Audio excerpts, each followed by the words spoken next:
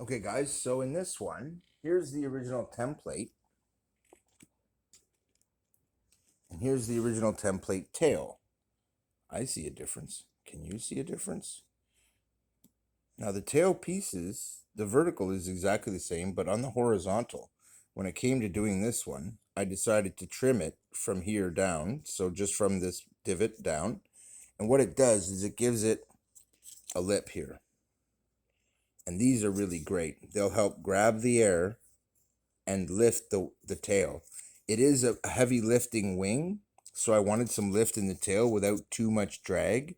And I was thinking about doing it this way, and I think you absolutely should. If you're more on the beginner side, you should do it like this, believe it or not, with a straight up tail, forward swept horizontal, forward swept wing. And I'm going to do it forward swept wing, back swept tail, like this, with a slightly shortened tail, with small elevators here, which will be perfect. These will be actually really nice size elevators, and it'll let me use elevons, guys. That's one of the control methods I'm going to build into this airplane. You'll see when I do it.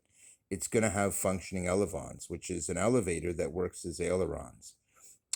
So that's one possibility, and it opens this possibility, me doing it this way. If it's one piece, it really doesn't.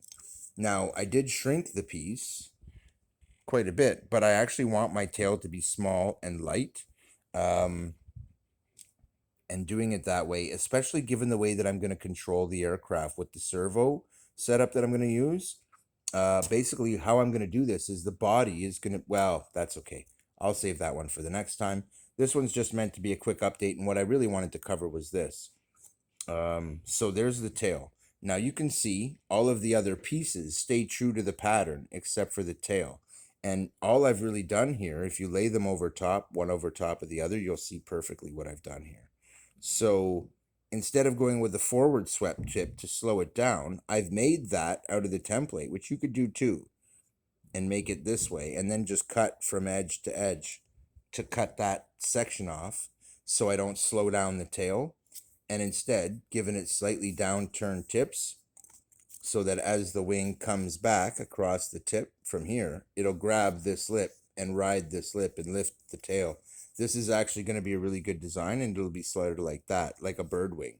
And I've decided I'm going to do the same for this, so I've added the downturn tips here as well on both wing tips. Okay, and it's really simple. The real trick is to make sure that you get them nice and precise. You can see they don't come all the way to the tip here, and that's a really good thing for the way that I've designed them.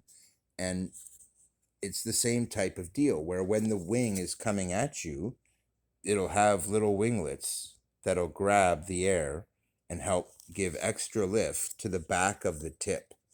Okay, that's not a bad thing. So I did make some minor changes, but that's because this shortens my wingtip a little bit and actually gives it a better roll rate because there's less resistance because these tips are angled. At the same time, better roll rate on the tail because the tips are angled and they're shorter.